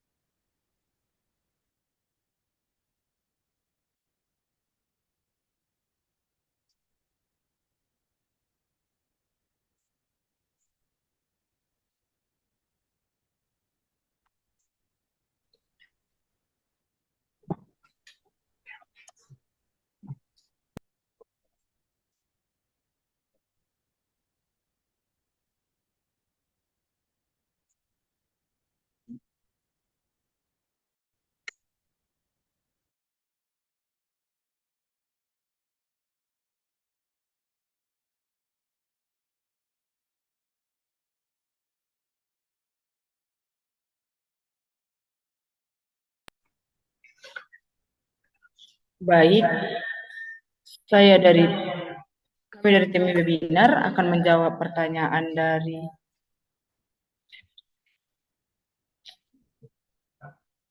Kevin Tasipayung, yaitu pertanyaannya, apa saja bentuk pelayanan yang ditekankan atau yang harus kita lakukan bersama melalui webinar ini. Nah, webinar ini mengajak kita untuk bersama-sama hidup aktif menggereja.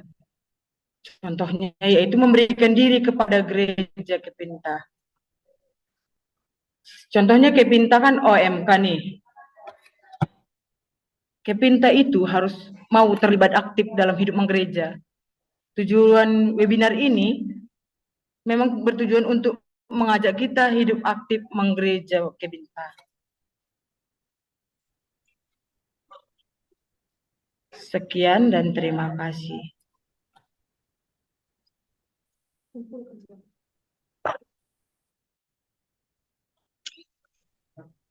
Baik, saya akan menambahi jawaban dari Saudara Ernest, di mana apa saja bentuk-bentuk pelayanan yang ditekankan dalam pelayanan diakonia ini. Yang pertama itu pelayanan diakonia ini menekankan pelayanan kasih yang dilakukan bersama sebagai persekutuan umat Allah, bukan secara individual.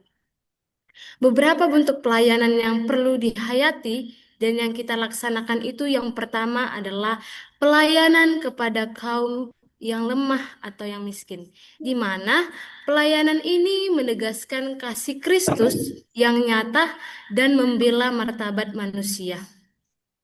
Yang kedua itu adalah pelayanan pemberdayaan, di mana diakonia tidak hanya memberi bantuan sesaat, tetapi juga memberdayakan.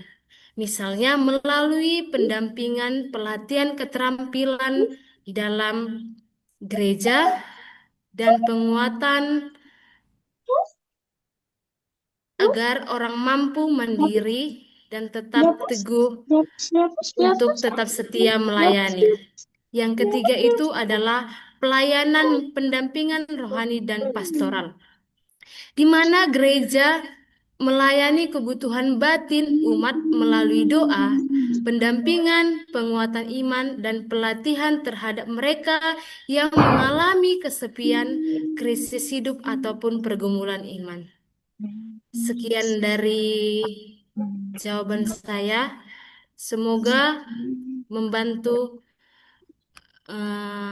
Kevinta untuk memahami apa saja bentuk-bentuk pelayanan dalam diakonia tersebut. Terima kasih. Baik, saya akan menambahkan sedikit untuk saudara Kevin. Kevin ya.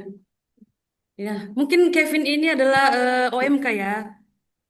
Nah, kita sebagai OMK itu, apa yang perlu kita lakukan sebagai pelayan itu, seperti yang dibilang kawan saya tadi itu, bahwa aktif menggereja. Nah, apa yang kita buat dalam gereja itu bukan hanya aktif datang, tidak. Kita juga harus melayani. Yang pertama itu, contohnya, kita berperan aktif untuk bertugas, belajar untuk berdirijen, bermazmur, lektor, itu juga suatu pelayanan kecil-kecilan. Jangankan keluar, tapi di dalam dulu harus kita berbuat begitu. Nah, itulah salah satu pelayanan. Nah, yang kedua, salah satu contoh yang perlu kita lakukan dalam diakonia ini adalah kita sebagai orang-orang muda, kita juga berperan aktif bermasyarakat. Nah, bermasyarakat di sekitar kita, jangankan pergi di luar jauh-jauh, tapi di sekitar kita aja, di lingkungan kita. Kita melayani, kita melihat kebutuhan-kebutuhan mereka. Contohnya, kalau di lingkungan itu, mungkin di lingkungan kita, dari pengalaman kita itu banyak sampah, contohnya, kan bisa kita melayani, mengajak orang-orang muda di situ untuk melakukan gotong royong, kebersihan lingkungan. Nah, itu salah satu pelayanan diakonia kita sebagai orang muda. Dan selanjutnya, ditekankan di sini dalam webinar ini juga lebih memperhatikan orang-orang miskin. Orang-orang miskin terlantar. Ya, jangankan kita memberikan bantuan yang besar-besar, tapi hanya untuk mendengar saja, itu sudah cukup. Mereka bahagia kita hadir bersama mereka, mendengarkan cerita mereka, mereka sudah senang. Jadi jangan kita berpikir harus memberikan yang besar, memberikan bantuan yang besar, tidak. Tapi hanya untuk hadir, mendengarkan mereka saja, itu juga suatu pelayanan kepada mereka orang-orang yang sangat membutuhkan. Begitu, Kevin. Bagaimana? Terima kasih Sus atas paparannya. Oke.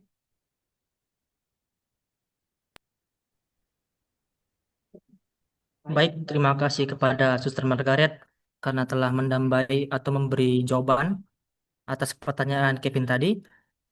Mungkin di sini ada beberapa pertanyaan dalam kolom chat. Mungkin hanya beberapa saja yang kami ambil.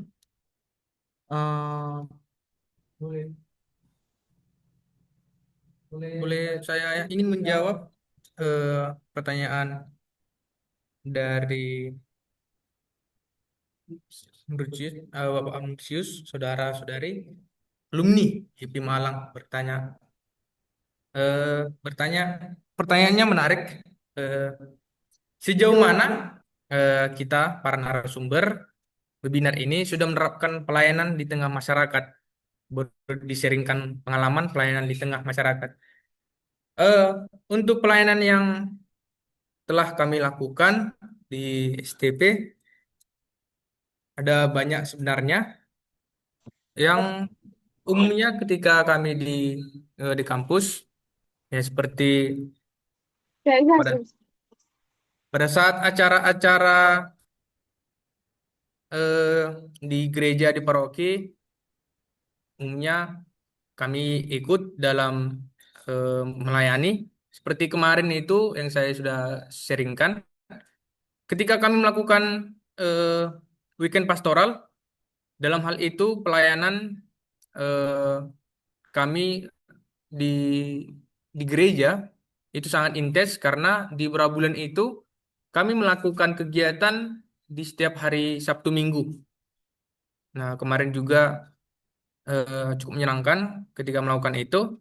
Lalu setelah itu di beberapa kesempatan juga saya sendiri pernah menjadi seremonarius Bapak Uskup, yaitu Bapak Uskup Cornelius Sipayung pada saat kemarin di acara wisudawan gitu. Lalu baru juga kemarin dari ada tim ini melakukan kegiatan volunteer di beberapa tempat seperti kemarin di Sibolga lalu ke Aceh begitu. Dari tim ini ada beberapa orang yang melakukan kegiatan itu melayani dan juga mereka yang pergi itu sungguh hebat menurut saya karena mereka langsung turun ke lapangan begitu. Lalu di beberapa kesempatan pengalaman-pengalaman kami juga seputar diakon ini sangat menarik. Seperti kemarin kami pergi juga melakukan jambore kami, lalu melihat mengunjungi teman-teman atau orang-orang yang kemarin kemalangan juga kami mengikuti itu dan banyak hal lagi yang mungkin saya lupa ada berapa kali melakukan kegiatan ini atau ada dari teman-teman tim ingin berbagi pengalaman yang saya lupa untuk di-sharingkan seperti itu.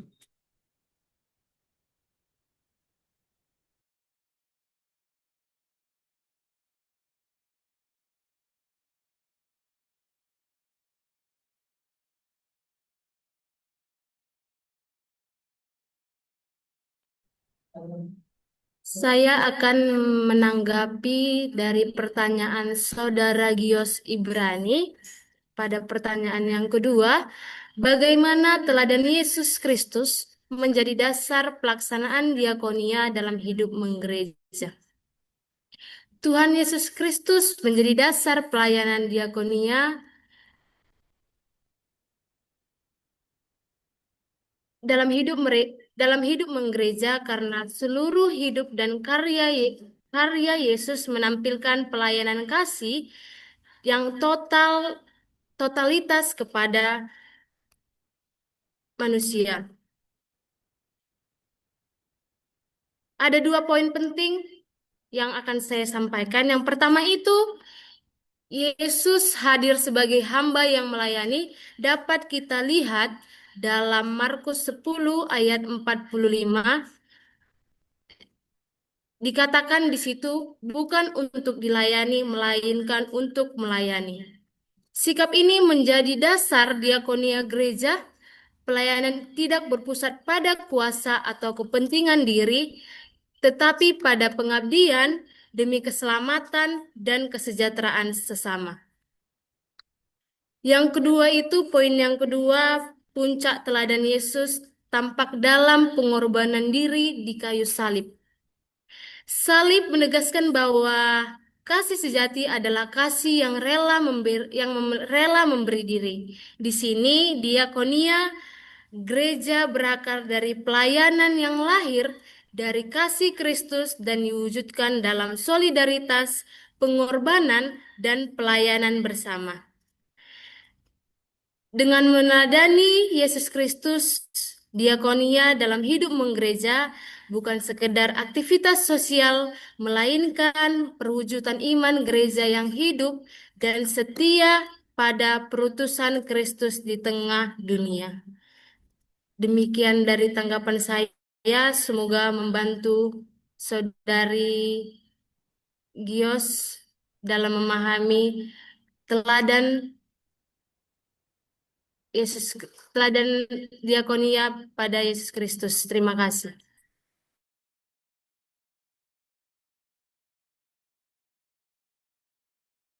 Baik, terima kasih kepada Saudari Jessica Septiani Jabat dan kepada penanya tadi. Mungkin karena waktu kita sudah menipis dan pertanyaan tidak semua bisa kami jawab, mungkin bisa ditanyakan di lain waktu atau jika ada webinar bisa ditanyakan kembali.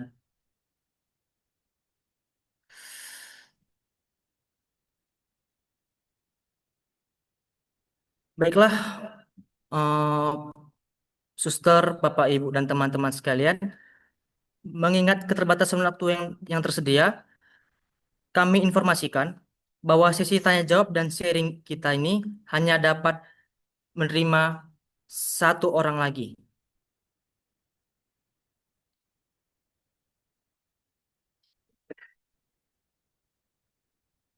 Silakan kepada peserta yang ingin bertanya, silakan menghidupkan kamera lalu menghidupkan mic.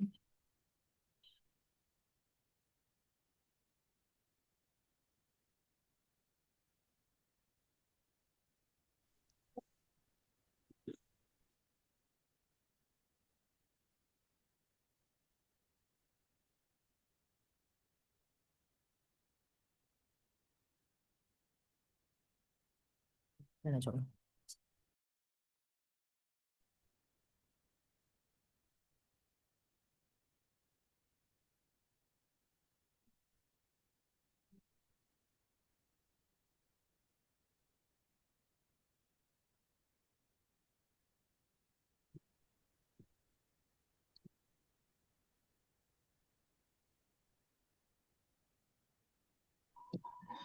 Kalau tidak ada yang bertanya, boleh saya nyampaikan sesuatu?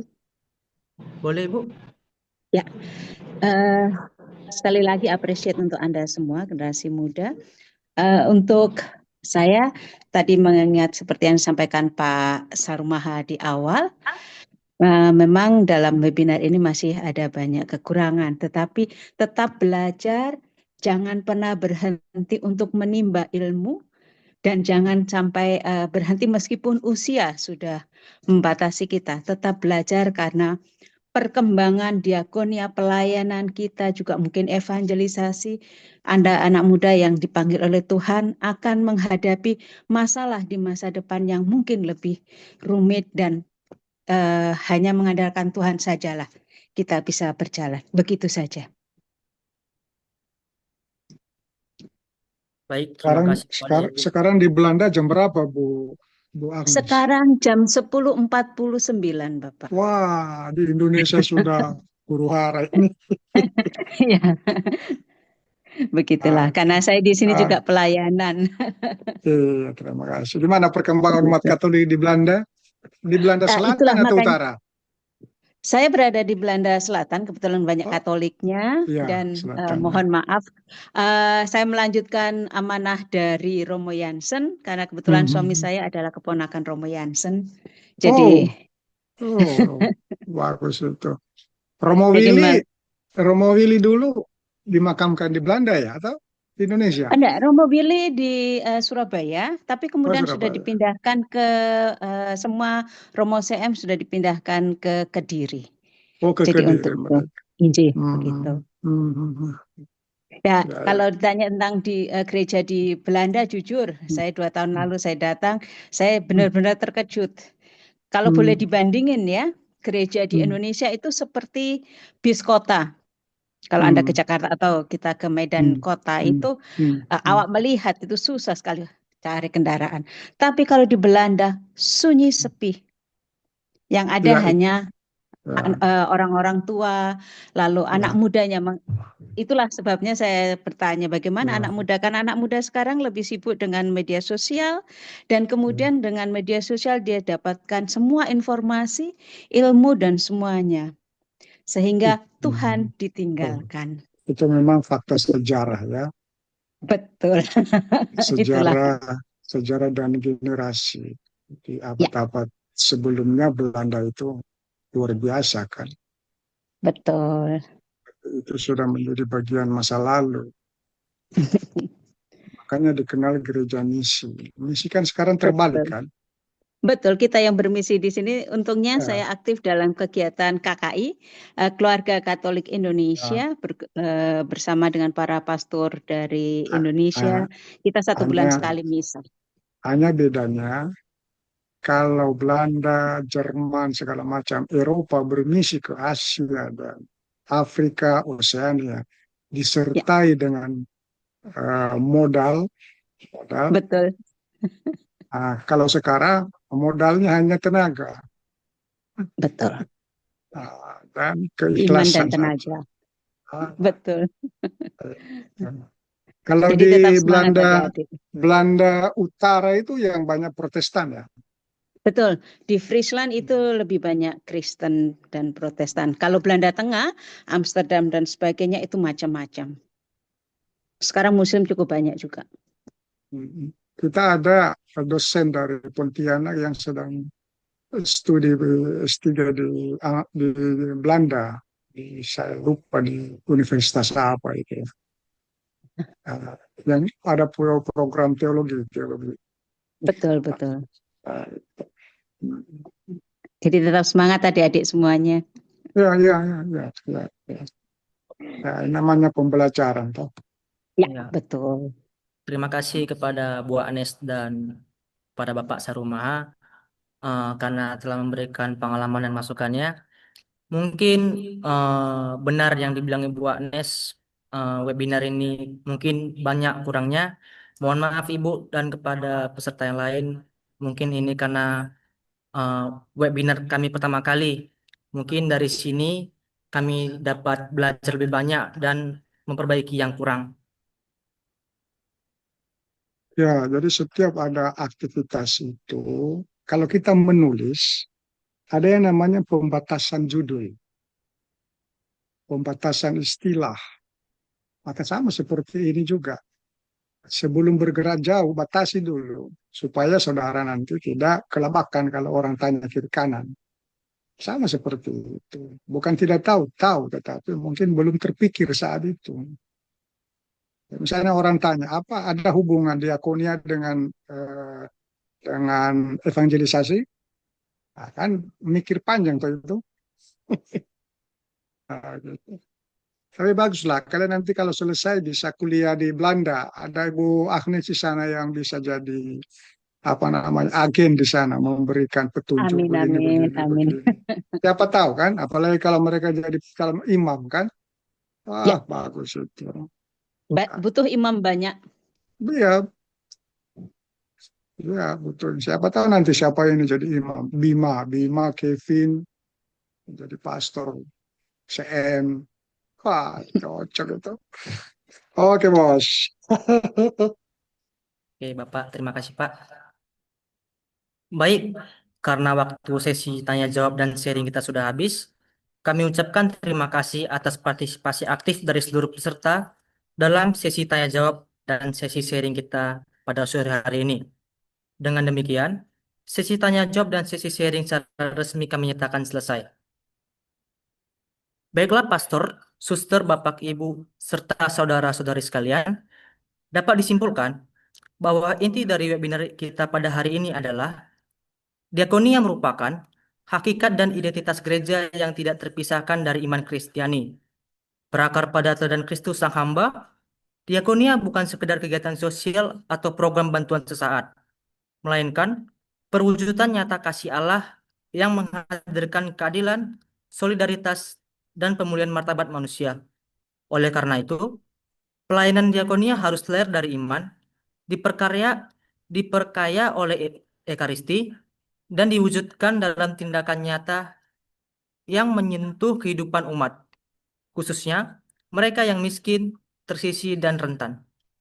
Dengan demikian, diakonia diharapkan menjadi gaya hidup seluruh umat beriman, ditopang oleh spiritualitas, pelayanan yang tangguh, struktur pastoral yang terencana, dan keterlibatan semua karunia umat. Melalui diakonia yang hidup dan transformatif, gereja sungguh menghadirkan wajah Kristus yang melayani di tengah dunia dan menjadi tanda nyata kasih Allah bagi sesama. Terima kasih. Kami kembalikan kepada MC.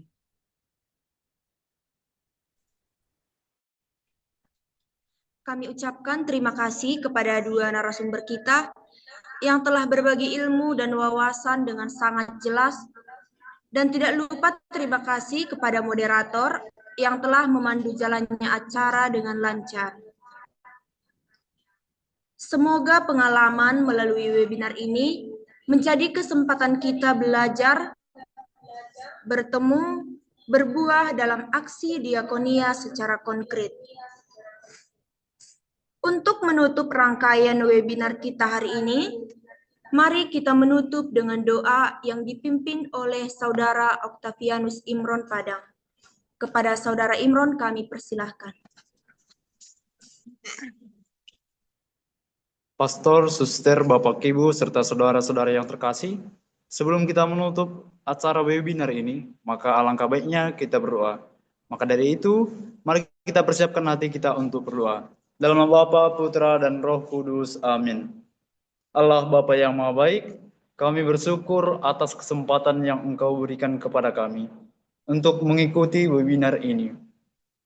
Terima kasih atas ilmu, wawasan, dan kebijaksanaan yang kami lalui dalam proses dari awal hingga akhir. Semoga kebijaksanaan yang telah kami terima menjadi bekal pengetahuan kami di dalam aksi nyata untuk melaksanakannya. Semoga Tuhan selalu membimbingi kami agar dapat mengamalkan ilmu dengan kebijaksanaan tersebut menjadi terang dan garam untuk semua orang. Doa ini kami sampaikan kepadamu dengan pengantaraan Yesus Kristus Putramu bersama dengan Dikau sekarang dan selama-lamanya. Amin. Dalam nama Bapa, Putra, dan Roh Kudus. Amin. Terima kasih kepada Saudara Imron. Sebelum kita mengakhiri sesi ini, mari kita menutup dengan bersama-sama menyanyikan lagu Padamu Negeri.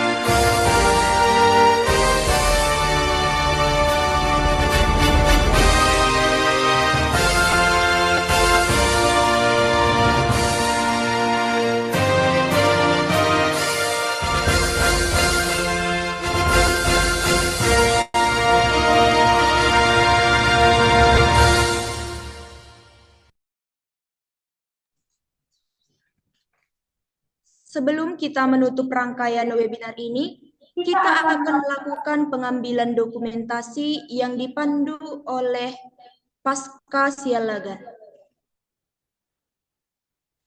Baik, kepada Bapak Ibu, suster, pastor, dan saudara-saudara sekalian, kami mohon untuk mengaktifkan kameranya agar kami dapat mengambil dokumentasi. Baik, terima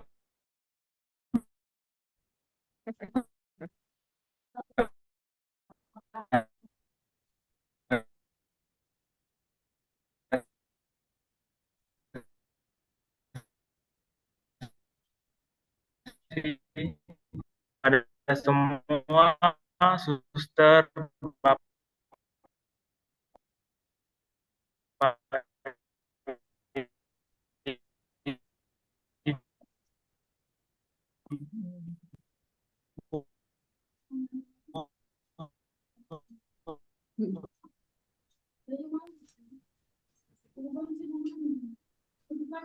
Atas nama panitia, saya Indah Rohluina Sinaga selaku pembawa acara, mohon maaf yang sebesar-besarnya apabila terdapat tutur kata atau tata cara yang kurang berkenan di hati kita.